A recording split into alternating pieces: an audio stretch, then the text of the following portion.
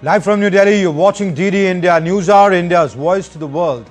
I'm Amritpal Singh. Coming up in the next 1 hour, the Indian Air Force Chief says 6 Pakistani aircraft shot down during Operation Sindoor, calls the S-400 system a game changer, attributes the success of Sindoor to political will and free hand given to the armed forces.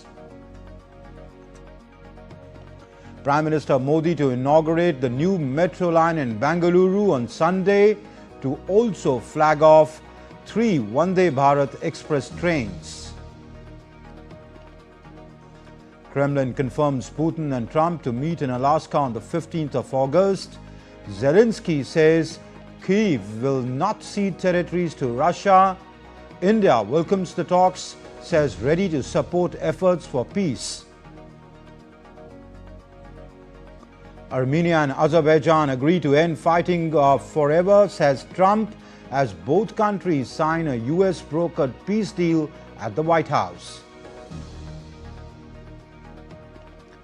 And Nagasaki in Japan marks the 80th anniversary of the atomic bombing. Prime Minister Shigeru Ishiba reaffirms its commitment to a world without nuclear weapons.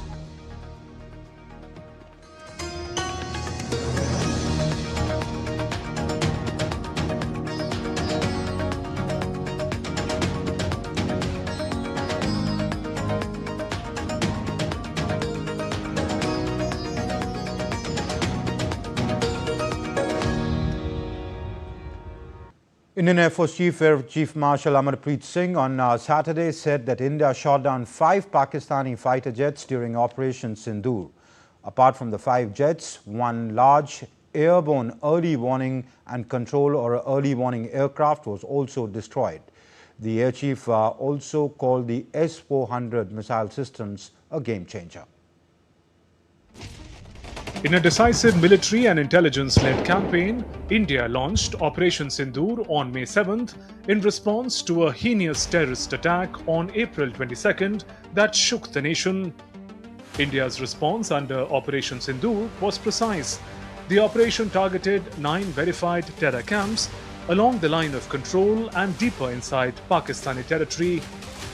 Air Chief Marshal AP Singh said that India shot down 5 Pakistani fighter jets and 1 other military aircraft.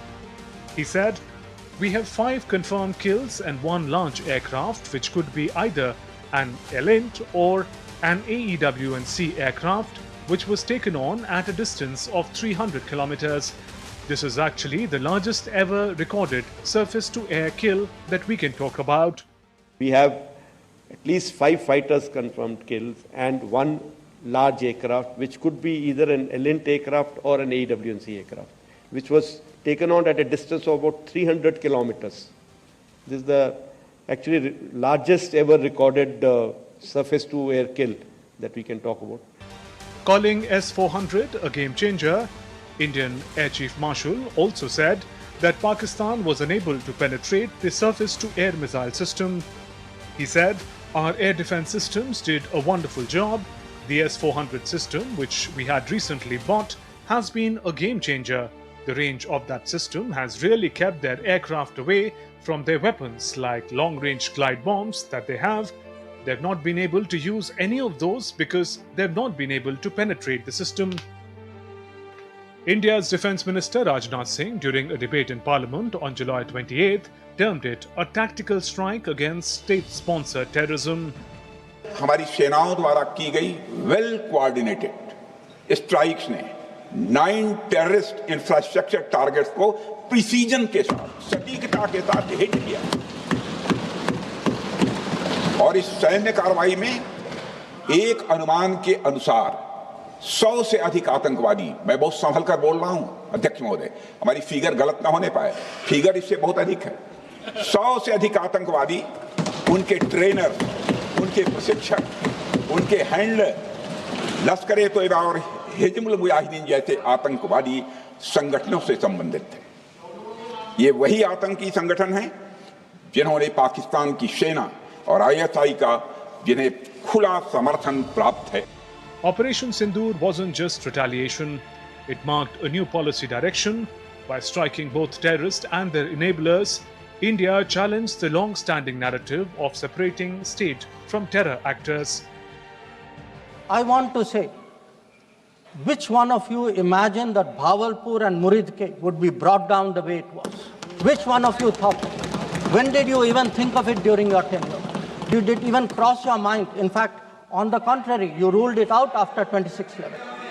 So, I think our objectives were very clear. We wanted to send a message to the terrorists. We wanted to send a message to Pakistan that do not continue this support for terrorism. And I think on the morning of 7th of May, that message went home loud and clear. Through this operation, Prime Minister Modi sent out a clear message. Terror and talks cannot go together. On May 10th at 1700 hours IST, Pakistan's DGMO contacted his Indian counterpart in an emergency call and agreed to a full ceasefire across land, air and sea. India's armed forces continue to operate in a state of high alert, signaling an unwavering commitment to national integrity and counter-terrorism. Bureau Report, DD India.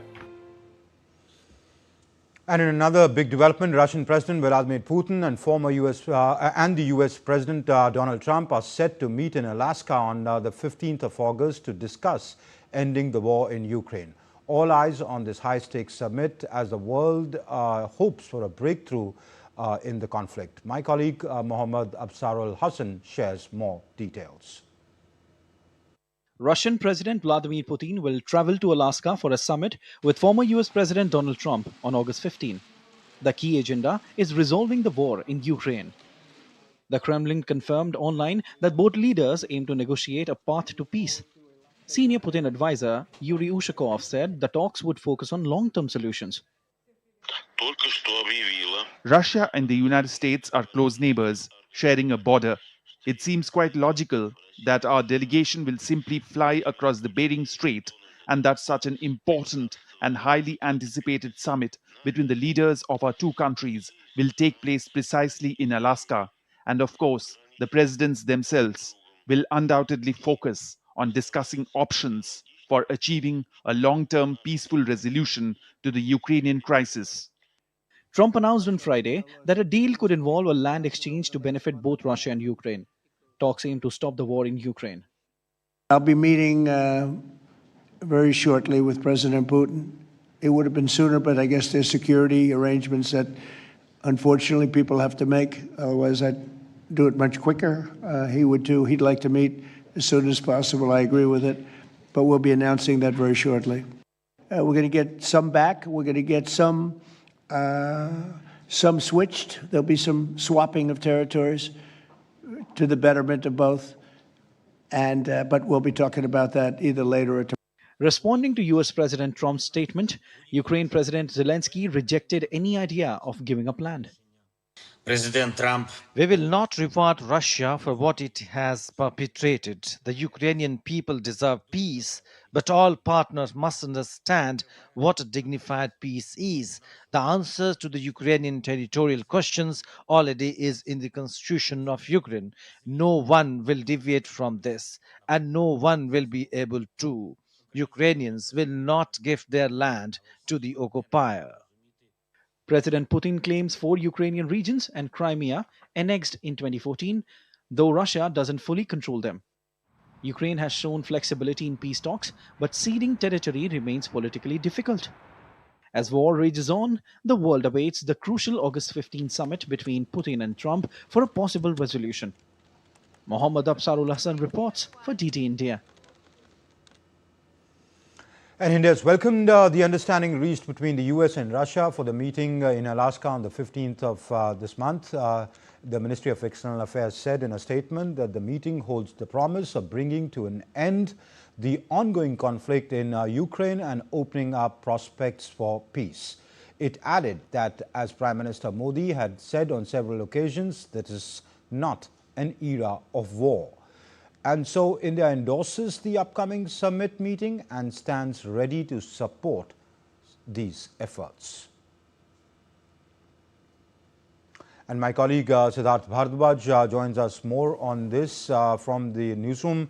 Siddharth, what should we make of the Indian statement supporting the talks between Presidents Trump and Putin?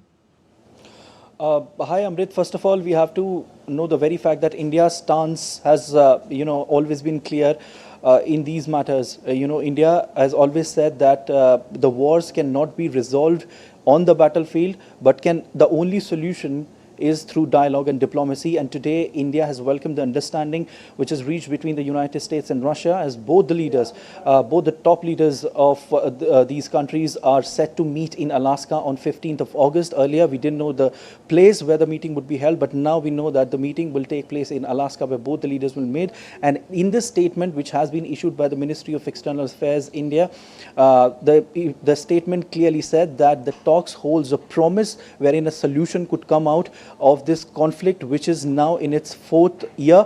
And everyone, Amrit, everyone around the world, the biggest of the biggest world leaders have said that now this conflict should end because it has taken millions of lives. And once it ends, if a solution could come out of this conflict, then Ukraine could walk on the path of economic recovery, and there will be peace and stability in the region as well. Although after this particular meeting was announced and the place was announced, Zelensky reacted sharply on this meeting, saying that without involvement of Kyiv, the solutions without Kyiv will be the solutions against peace. This is what Zelensky said. And also he said that Ukraine will not give land. This is what is clearly mentioned by Zelensky as far as this meeting is concerned. But if a solution could come out of this meeting, that would be very nice for everyone.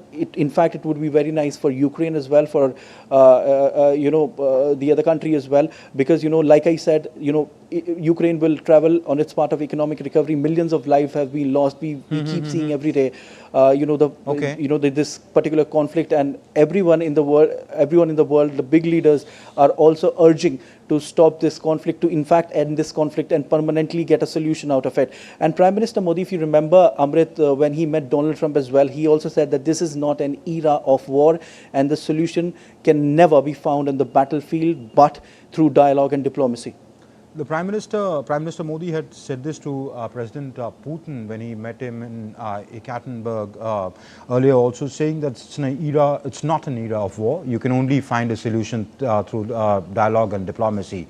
Not just had he told the Russians this, he had told President Zelensky the same when he had visited Ukraine.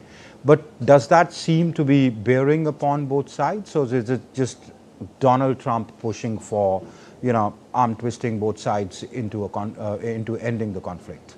I mean, as far as conflict is concerned, Amrit, both the countries, Russia and Ukraine, they want a solution out of this, but there are certain conditions which acts as an impediment when it comes to solution out of it. But it's only after the meeting we can tell that what has been decided. But yes, definitely, so much efforts have been put in as far as this meeting is concerned, which will take place on 15th August, and definitely a solution is expected out of this meeting. In fact, India. The statement that has been issued by the Ministry of External Affairs in the evening, the statement said that the meeting holds a promise of a possible solution of this conflict, which is now in its 4th year, Amrit, and everyone, like I just said, everyone wants this conflict to end for once and all, because millions of lives have been lost, and of course the economic damage that has been done to both the countries. Both the countries are bearing the brunt of the economic dent, which will overcome once the solution of this meeting will be out. So it is necessary, it is the need of the hour that a solution should come out of this particular meeting. And yeah, it's very much likely that a solution could come out. But then again, we can only tell after the meeting will take place on 15th of August that what has happened. But yeah, definitely there's a possibility that a solution will come out of this meeting between the two leaders. Amrit. All right, Siddharth, we'll leave it there. Many thanks for joining us from the newsroom on India's statement on the talks. Still to come up on DD India NewsHour, Jordan's army carries out more aid airdrops over Gaza. Fire breaks out at a historic mosque cathedral of Cordoba in Spain.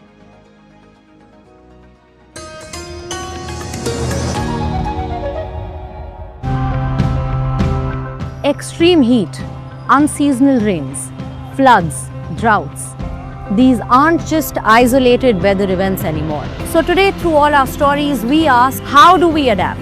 And whatever we do, will it be enough as the weather becomes more extreme? We managed to get the IMD, and what we can create a WhatsApp group. We can have these market leaders in this WhatsApp group, and we can send these, IMD can send these alerts, these weather alerts every day in this WhatsApp group. We have concentrated mostly on disaster management framing to tackle the problems associated with heat. It's necessary in this humid heat, and we know that the summers are getting more and more relentless. It's an interesting initiative.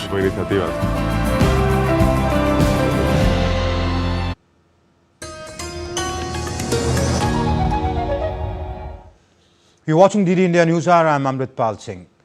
After decades of conflict, Armenia and Azerbaijan have signed a historic US-brokered peace deal at the White House. The agreement includes a US-developed transit corridor and aims to normalize ties between the long-feuding neighbors. While welcomed globally, unresolved issues in Armenia and concerns over foreign influence still cast uncertainty. Rabendra Chauhan reports. Ending decades of conflict, Azerbaijan and Armenia signed a historic US-brokered peace agreement at the White House on Friday. President Donald Trump hosted the signing alongside Azerbaijani President Ilham Aliyev and Armenian Prime Minister Nikol Pashinyan, hailing the deal as a major diplomatic breakthrough. I'm sure that Armenia and Azerbaijan will find courage and responsibility to reconcile, and also the people will reconcile. We will turn the page of standoff, confrontation and bloodshed, and provide bright and safe future for our children. So I'm very happy. I want to thank President Trump and his team for brokering this game-changing outcome between Armenia and Azerbaijan. This is a great deal we've achieved today. This is a success for our countries and for our region, and a success for the world, because a more peaceful region means a safer world. Christian-majority Armenia and Muslim-majority Azerbaijan have long feuded over borders and ethnic enclaves, particularly the Nagorno-Karabakh region. They fought 2 wars over the disputed territory, most recently in 2023, when Azerbaijan regained full control, prompting the exodus of over 100,000 ethnic Armenians. The deal includes the creation of a US-developed transit corridor through Armenia. It has been dubbed as the Trump route for international peace and prosperity, linking Azerbaijan to its exclave Nakhchivan. The agreement aims to normalize relations, boost economic ties, and open diplomatic channels between the South Caucasus neighbors. Trump called it a long overdue peace and expressed hopes for a Nobel Peace Prize nomination. The country of Armenia and Azerbaijan are committing to stop all fighting forever, open up commerce, travel, and diplomatic relations, and respect each other's sovereignty and territorial integrity. While the deal was welcomed by Iran, Turkey, the UK, and the EU, key details remain unclear. Concerns persist over unresolved constitutional issues in Armenia and the risk of foreign interference. Although both nations agreed on peace framework in March, the final signing was delayed due to Azerbaijan's demand for Armenia to amend its constitution to drop claims to Nagorno-Karabakh. Prime Minister Pashinyan has promised a constitutional referendum in 2027, a pledge that remains divisive with Armenia. What drew global attention is that the deal is seen as strengthening US influence in a region traditionally dominated by Russia. Analysts say it could also help curb Russian sanctions evasion and reshape strategic dynamics through its long-term success hinges on sustained US engagement. As Armenia and Azerbaijan move toward reconciliation, the peace agreement marks a potential turning point for the South Caucasus. Whether it leads to lasting stability or not will depend not only on the parties' commitment but also on continued international support and oversight. Bureau Report, DD India.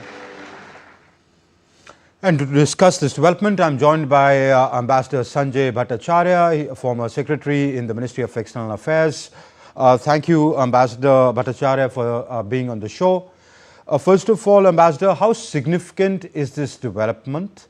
Will the signing of a truce agreement between the two sides cease, the hostilities and resolve the conflict? Because such agreements have been signed in the past too. Well, I think we should welcome the agreement because this is a diplomatic initiative which has reached an outcome between the two sides. Let us not forget that the issue was something that has persisted for over 4 decades, and there have been hostilities and huge amount of casualties on both sides. In 2020, the Russians had brokered a ceasefire, but that fell through because in 2023, the Azeris came and captured large parts, leading to an exodus of the Armenians from Nagorno-Karabakh. But then after that, we did see that there was a sense of rapprochement between the two sides, and the presidents of Armenia and Azerbaijan were actually engaged in actually trying to get together to find a particular settlement. They met in Tirana some months ago, but there were certain differences because the Azeris had insisted that they would wish to have sovereignty over the transit corridor, which of course the Armenians were very unhappy to cede. And then subsequently, there was another session in which the two of them met in the Emirates, and the Emiratis brokered a session.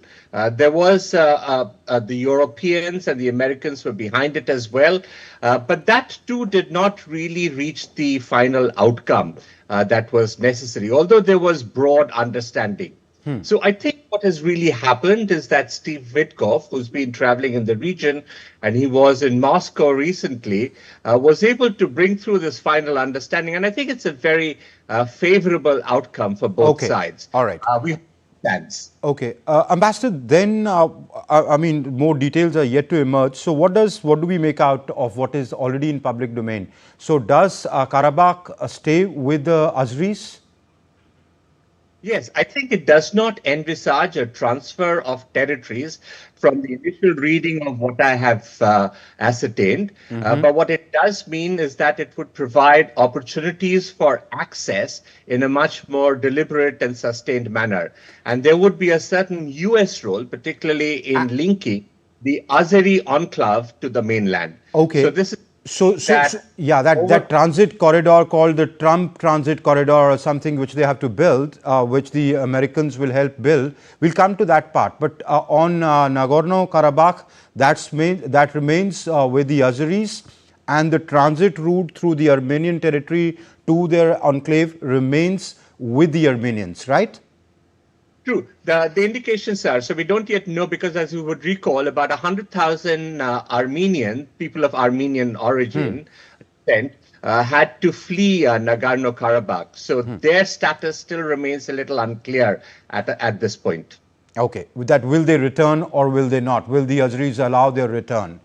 Okay. And all right. So, we understand the two. So, we heard the two presidents speak, both the Armenian president and the Azeri president. What do the Americans get out of it? Do they get, to build that corridor and the American companies make money on it and Donald Trump gets the Nobel Prize? That, of course, is one anticipated outcome that the Americans have mentioned. But I think there is a deeper strategic aspect that is also there.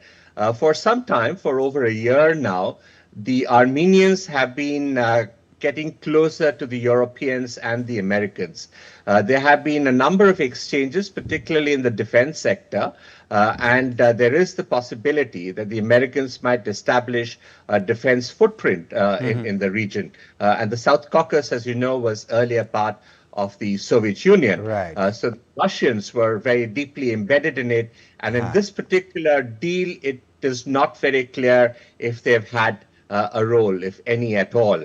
So the Americans get a foothold in that region. I understand the French representing the Europeans will also be much more closely engaged. Okay. The group that was established on the Nagorno-Karabakh is to be now disbanded, which the would Minsk group, you mean? Yes. So which would mean that the Nagorno-Karabakh issue is now treated as settled in the manner that it is today, which is, of course, a very, very strong outcome, and it would resolve these 45 odd years of dispute that they've had on the region. So the reactions that we see, I noticed that the Iranians who are right next door, and there have been a number of Iranians who've been fleeing from Iran into Armenia. They have very close relations, as you know. They've welcomed the move and the peace deal, but they've also expressed certain concerns that there should not be foreign interference, because, as you know, that corridor would be dreadfully close to their borders. So, so that raises their heckles. How, very quickly, Ambassador, I'm told I'm out of time, how would the Russians and the Turks looking at this? I think the Turks see this as a net gain for themselves, because, as you know, the Turks have been very strongly supportive of the Azeri cause, and they've had a very old, difficult relation with the Armenians. So now Armenians and the Azeris have been able to patch up their old relations. Armenia, which has a long border with the Turks, they can hope that there would be some sense of stability on that. I doubt if the old historical issues would get resolved. There would be. The important one is Russia, and I think that's something that is still a little unclear. This would certainly mean that the Russian influence in the region is somewhat diluted. Let us also recall that in 2023, when the conflict happened and the Azeris were looking for support from the Russians were actually unable to provide that at that time. And there does seem that there has been some distancing to some extent. All right.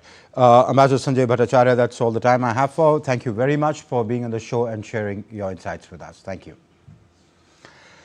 And 80 years ago, in the closing days of World War II, the skies over Nagasaki lit up with a blinding flash, and a city was forever changed. Today, Japan remembers one of history's darkest mornings and renews its vow for the world free of nuclear weapons. Here's more. At 11:02 a.m. on 9th of August 1945, the United States dropped a 10,000-pound plutonium bomb, nicknamed Fat Man. It detonated 500 meters above the ground, obliterating the city in seconds. Around 27,000 people died instantly.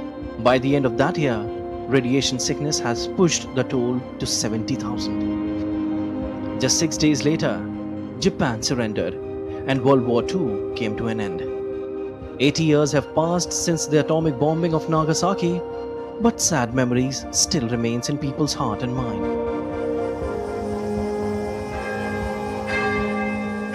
On Saturday, 200 to 300 people attending Mass at Nagasaki's Immaculate Conception Cathedral heard the two bells ring together for the first time since 1945. The red brick church, rebuilt in 1959, rose from the rubble as the symbol of resilience.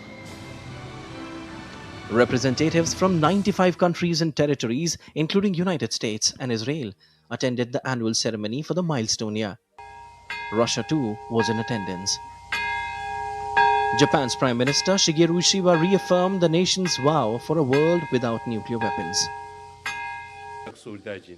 As the only nation to have suffered atomic bombings and war, it is Japan's duty to uphold the three non-nuclear principles and to take the lead in international efforts to realize a world without nuclear war or nuclear weapons. Our efforts will continue one step at a time. Despite heavy downpours, thousands gathered in Nagasaki and across Japan, carrying a shared message of peace. Since Hiroshima and Nagasaki, where the atomic bombs were dropped, are part of Japan, I think it's our role to properly send out the message that peace is important. Conflicts are happening in various countries around the world, and in that sense, I think it's important to communicate that such things are not beneficial. The bombing of Nagasaki remains a searing reminder that war is never the solution to war for survivors. The hibakusha, no debate over military strategy, could ever erase the decades of pain, trauma, and stigma they endured. 80 years on, the bells of Nagasaki ring not just for the dead, but for the living, in a hope that voices for peace are heard in a world already passing through various conflicts. Bureau Report, DD India. And in an update from Gaza, the Jordanian army has carried out more aid airdrops over Gaza, delivering packets of food and baby milk to Palestinians who are caught in a deepening hunger crisis. The UN has warned that these airdrops alone won't be enough, urging Israel to allow far greater aid access to by land to prevent starvation among the Palestinians as Israel pushes to expand its military control over the enclave.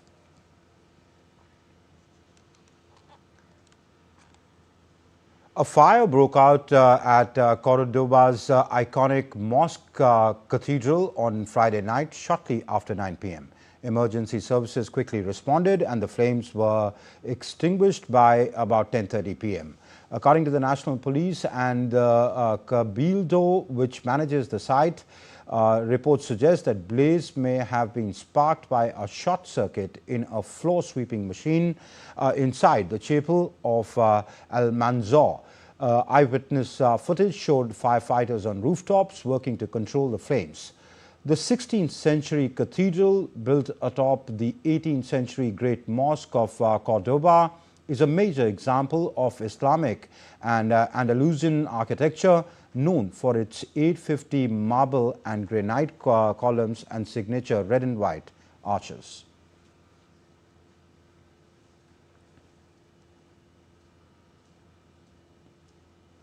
Okay, going back to our story on what the Air Chief said about about Operation Sindoor. He said that India had brought down 6 aircraft of Pakistan, including 5 jets. I'm joined on the show by Major General retired Dhruv C. Katoj. General Katoj, always a pleasure to have you on the show. Welcome on the show.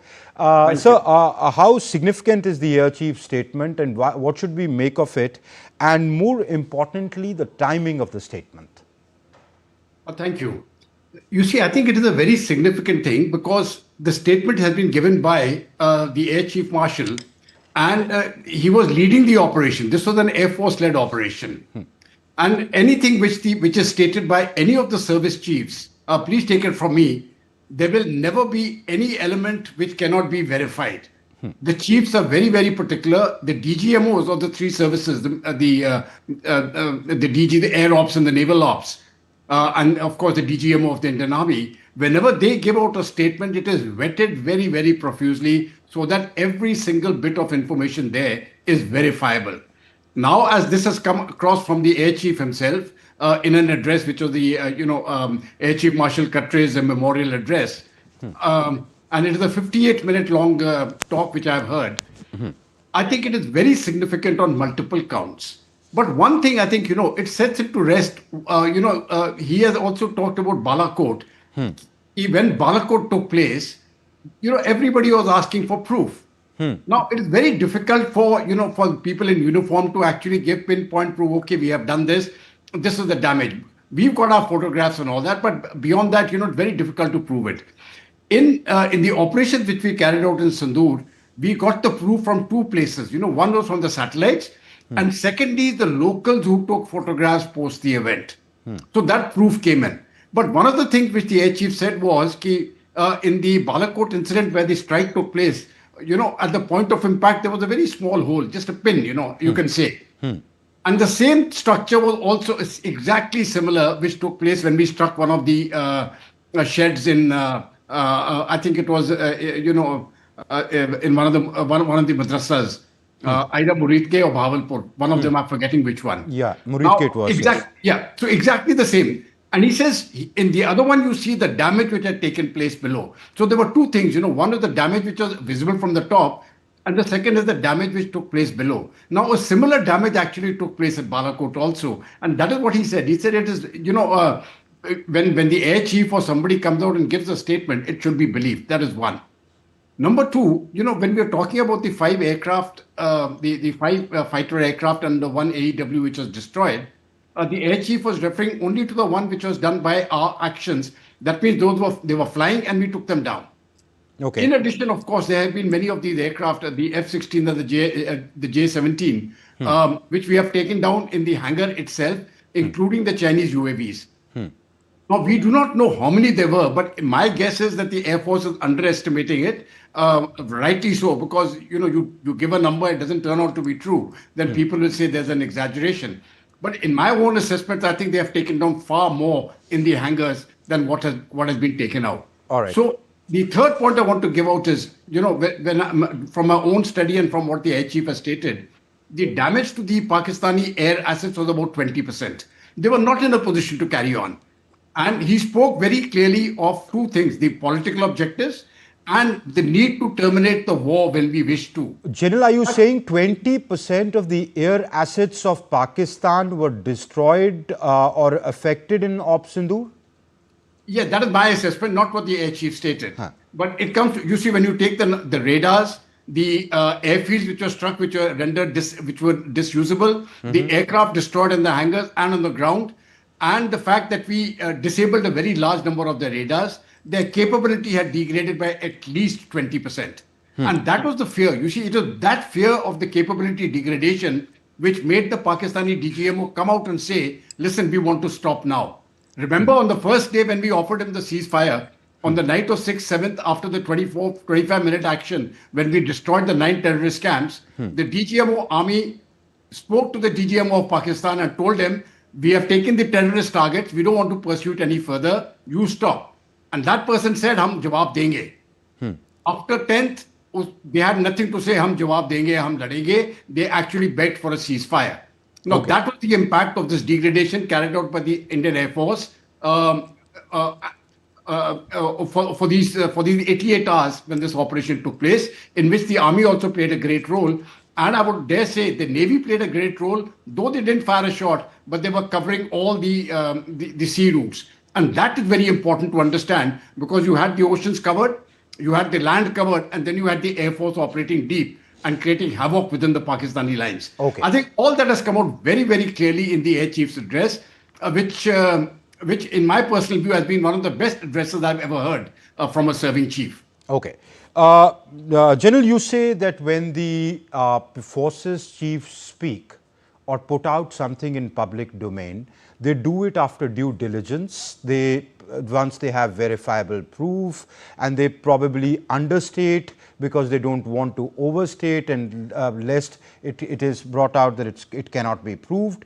But the question is that the Indian Air Force or the Indian Armed Forces would have done their assessment long back after the operation of the kind of damage caused to the other side and to our own side. So why, this question will be asked, that why did it take 3 months for a chief to come out and say, well, we inflicted this kind of a damage on them? And that after the discussion in Parliament has taken place. So questions would be asked on that. Why would it take that long? No, I can understand that. But very frankly, the Air Chief wasn't trying to clear the air. He was giving an address to a group of officers, both veterans and serving officers in a particular area, which was, the memorial lecture.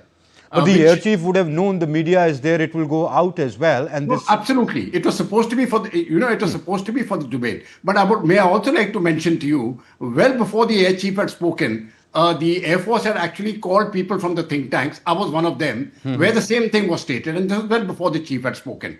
Now the question is, when we put it out in the media that 5 fighter aircraft have been destroyed, nobody takes me seriously. That's the whole point. Every bit of information has been out in some form or the other in the media domain, but the question was, the credibility was there. Like I was briefed, attended a briefing in which, in the Air Force station in Delhi, and where the DG Air Ops was also present.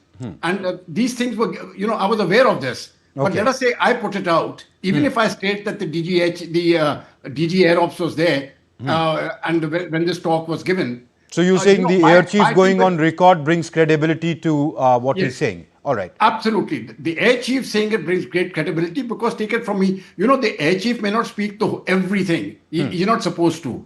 But I can assure you, everything which he speaks will be right. All right. I've got no doubts about that. Okay. General, you've been a career soldier. To understand from you that post a conflict, How does this whole assessment business work? Does the army or the forces, the concerned forces or the trial services look at what kind of damage they've inflicted, what kind of damage we've sustained, the lessons learned from it, the tweaking of strategy? So when the air chief goes out and says we have inflicted this damage on them, questions will be asked that why are the forces not sharing with the nation the damage inflicted on us? May I put it this way? No country will ever talk about the damages which we suffer. No country. That's part of the system. Has Pakistan spoken of the 6 aircraft which they lost in the air? Has Pakistan spoken of the damages which they have suffered in the hangars, where a number of F-16 and J-17s have been destroyed? Has Pakistan spoken of the damage which has been done to the runways? Nobody does that. Israel doesn't do it. Using the Forge does its internal assessment, learns lessons from it, and keeps it with them, and it's not put out in public domain. No, there are some things which are not to be given out, and there's another aspect to it why we don't give it out. You see, it gives credibility to the enemy to say whether his systems have worked or not. Okay. But we have made it very clear that the strikes which were carried out by the Pakistanis on the 7th and the 8th, we intercepted 100% of their drones and missiles. And that is again factual, because that statement wouldn't have been made otherwise. And the only damage which was caused was to civilian property. We lost a few people, yes, there was some minor damage. But by and large, the Pakistanis lost out very heavily on what they proposed to attack on Indian airfields, etc. But when we carried out that attack on the 10th, we decimated them, which was what forced them to ask for the ceasefire. I think that is very important to understand. They came after having said that, okay, we will fight and we will, take revenge. So after they have not been able to take revenge, then why did they come to the table? You're right. That is the point. And I think the Air Chief also brought that out very well in his talk. That this was, this was a very brilliant operation led by the Air Force, certainly. But all elements of part took place. The Army, the Navy, and the Air Force was synergistic one. The NSA and his team played a very important role. And the political authority played a very important role. Yeah, he's referred to that. He said that the political will and the free hand given to the armed forces were the key attributes why this operation was very successful. That's all the time I have for, but let me just put out what the Air Chief said, which I find significant. He said that many, including some close to him, were telling him to continue the action, saying, "Aur marna tha." He emphasized that once the mission's objectives were achieved, it was important to close bring the conflict to an end rather than continuing it, because the military objective had been achieved. So I think that's also a very significant question, because this was raised in the political debate which took in Parliament, that why did you stop?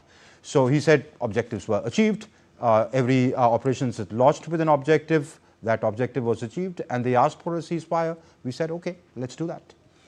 General Dhruv Katoch, thank you very much for being on the show and sharing your insights with us. Moving on to the next story, Prime Minister Narendra Modi will be in Bengaluru on Sunday to flag off the Bengaluru-Belagavi Vande Express and inaugurate the Yellow Line metro to Electronic City in Bengaluru, marking a major boost to Karnataka's rail and metro connectivity.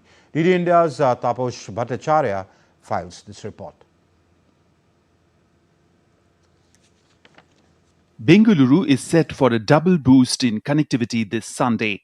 Prime Minister Narendra Modi will be in the city to flag off Karnataka's 11th Vande Bharat Express, connecting Bengaluru and Belagavi. The high-speed service will slash travel time, bringing comfort and reliability to passengers commuting between North Karnataka and the state capital. Karnataka में जो business centres हैं और जो cultural centres हैं और tourist, वो इतना ज़्यादा पोटेंशियल है जो अनटैप्ड था.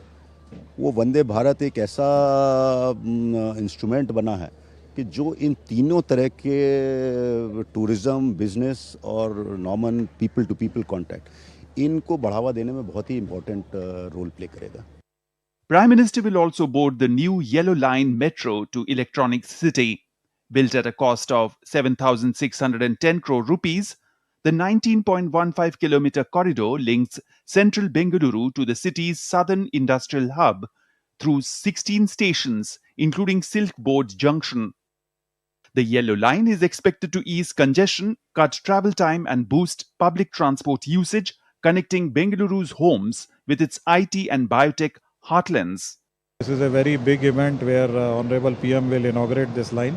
This is about 19-kilometer long section. We're having 16 stations on it, and it is passing through the electronic city, and very big IT sector industries are there in this corridor, and we are very much hopeful that it will help people to commute, and this will be a very good addition to the Bengaluru infrastructure.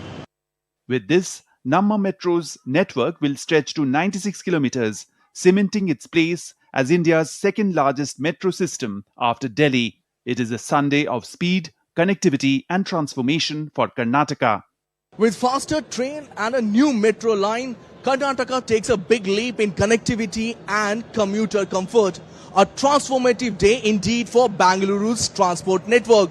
With camera person Kashyap and Monty Singh, this is Tapush Bhattacharya for DD India from Bangalore.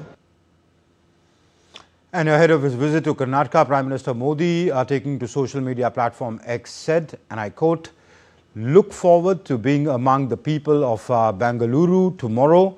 That's 10th of August. From the KSR railway station, 3 Vande Bharat Express trains will be flagged off, which will enhance connectivity. In a boost for Bengaluru's urban infrastructure, yellow line of the Bengaluru metro will be inaugurated. The foundation stone of the Bengaluru Metro Phase 3 will be laid. Will also be addressing a public program in the city. Unquote. In a landmark judgment for Jammu and Kashmir's connectivity, the first freight train rolled into the newly commissioned Anantnag goods shed on Saturday, arriving from Punjab. This development marks a major step in integrating the Kashmir Valley with India's national freight network. Railway Minister Ashwini Vaishnav posted a video of the freight train on X, saying that the launch of the freight operations to the valley will significantly reduce transportation costs, providing economic relief to citizens and businesses in the region. Prime Minister Modi reshared the video and said that great day for commerce and connectivity in J&K. It will enhance both progress and prosperity. The Indian Met Department issued a rain alert for Delhi following heavy rain since morning. In its alert, the IMD said that a few spells of light to moderate rain or thunder showers are expected on Saturday, with a chance of heavier rain in isolated areas. More showers may follow in the early morning hours of Sunday as well. Earlier in the morning on Saturday, Delhi woke up to a rainy morning as heavy rainfall lashed several parts of the Delhi NCR. Flight operations were also affected for some time.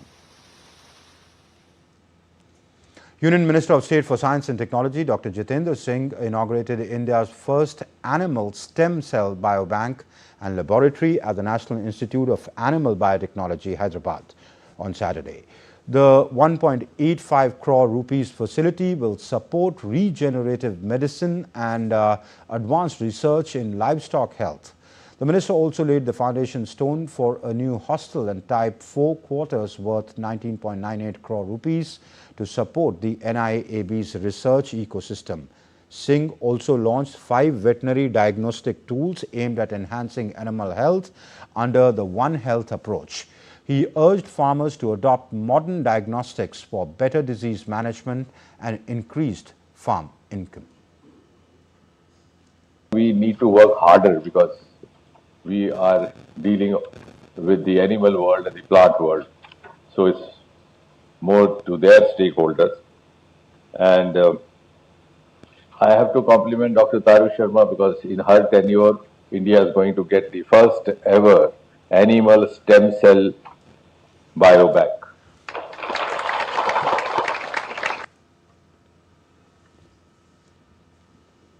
Prime Minister Narendra Modi expressed happiness over the phenomenal participation in the Har Ghar Tiranga campaign, noting that it reflects the deep patriotic spirit that unites the people of India and their unwavering pride in the tricolour. Responding to the post to the Ministry of Culture about phenomenal participation in the Ghar Ghar Tiranga campaign, the Prime Minister said, and I quote, "Glad to see Har Ghar Tiranga receiving phenomenal participation across India. This shows deep patriotic spirit that unites our people and their unwavering pride in the tricolour. Do keep sharing these photos and selfies on the harghartiranga.com." Unquote. The sacred thread of love, protection and shared memories. The festival of Rakshabandhan was celebrated across the country on Saturday with traditional fervour and emotional warmth. President of India, Draupadi Murmu, extended her greetings to all fellow citizens living in India and abroad on the occasion of Rakshabandhan. On this occasion, the President appealed to school children to plant trees on Rakshabandhan. At a ceremony organized at the Rashtrapati Bhavan, the President said that Raksha Bandhan is a festival of love and care, and today it is the time to take a pledge to protect the environment and save Mother Earth by planting trees. आज हम लोगों को सुरक्षा देने वाला सबसे बड़ा चीज है पेड़ पौधा। पेड़ पौधा हमको सुरक्षा देते हैं, हमको ऊर्जा देते हैं, जिंदगी देते हैं, जिंदगी जीने का ये एक बहुत बड़ा सोर्स है। पेड़ पौधा को भी रक्षा बंधन की जरूरत है। अभी जैसे प्रकृति का परिवर्तन हो रहा है, इसके लिए हम लोगों को इसी दिशा में काम करना होगा और पेड़ पौधा को भी हम रक्षा बांधेंगे। ये केवल मनुष्यों क्या सुरक्षा के नहीं, जितने पशु पक्षी जितने भी जीव जंतु उसके साथ साथ ये प्लानेट का रक्षा करेंगे। ये पृथ्वी का रक्षा करने के लिए हमको आगे जाना होगा। Prime Minister Narendra Modi on Saturday celebrated Raksha Bandhan at the 7 Lok Kalyan Marg, his official residence in Delhi, with school children and members of spiritual organization Brahma Kumari tying Rakis on his wrist. Earlier in the day, he conveyed best wishes to the nation, emphasizing the festival's significance in strengthening the bond between siblings.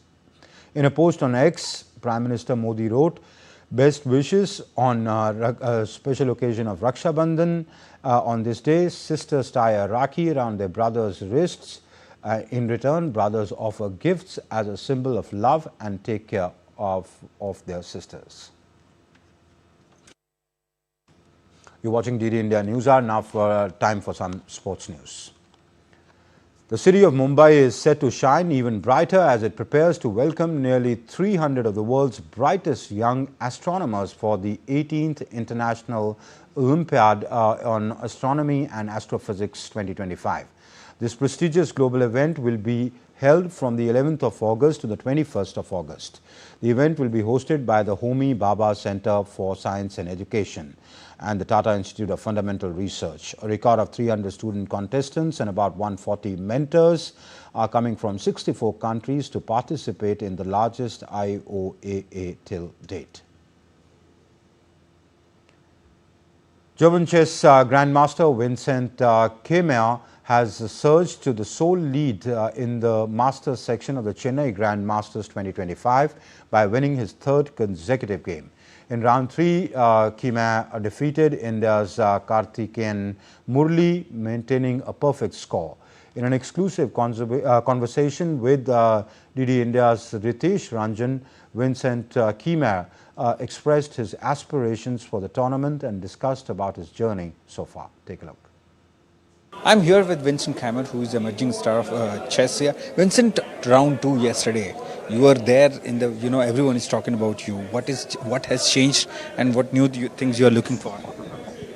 I don't think that much has changed. Like, the tournament so far here has gone very well for me, and I'm just hoping I can keep up the good level I've played, and then I think I will have very reasonable chances of winning the tournament. You must have observed all the players who are there taking part in this Masters category. Who do you think are the more challenging for you? Oh, well, I think it's never easy to say who suits me personally. Of course, just the best players in the field are usually also the toughest opponents. So, of course, Arjun and Vidit, Anish are like the first names that come to mind. Coming to India, how did you like the food, atmosphere, environment over here? Yeah, I really like it. Also, to me, it's very special that we are playing in the same hotel as the match Vichy against Magnus. So I think that really has some value for us players, and it's something special. I think in India we will have the World Cup, so I'll be coming back rather soon. And for my personal plans, the Grand Swiss is coming up rather soon, so I will have a short training camp, then have a little break, and then go to the Grand Swiss. Okay, let's now take a look at the updates from round 3 of the Chennai Grandmasters 2025. Top-seeded Indian chess Grandmaster Arjun Agassi produced a clinical performance to beat America's Ray Robson. The only all-Indian clash in the main draw, Vidit Gujarati edged out Nehal Serene in an exciting encounter. For Gujarati, it was third time lucky as he finished on the winning side after coming close in the first 2 rounds. Meanwhile, V. Pranav produced a commendable performance as he held higher-rated Anish Giri to draw with black pieces. In cricket, New Zealand secured a massive win over Zimbabwe in an innings by an innings and 359 runs at the Bulawek on Saturday. With this victory, the Kiwis have won the series 2-0 and they have secured their biggest win in the Test cricket history. A brilliant 5-wicket haul by Matt Henry helped New Zealand bowl out Zimbabwe for a paltry 125 runs in the first innings. In response, the Kiwis slammed 601 runs, which featured centuries from Devon Conway, Henry Nicholas and Ranchin Ravindra. Zimbabwe were given a task to overcome a deficit of 467 runs, and the scoreboard pressure was there from ball 1. Falkes, Henry and Jacob Duffy once again skittled out Zimbabwe for 117 runs by winning the match by a massive margin. Manchester United have signed Slovenia striker Benjamin Sesko from Germany's RB Leipzig on a contract until 2030. Sesko joined Leipzig in 2023 and scored 39 goals in 87 appearances across all competitions for the German side. Manchester United have also signed onwards Matheus Cunha and Brian Mbeumo, as well as left-back Diego Leon.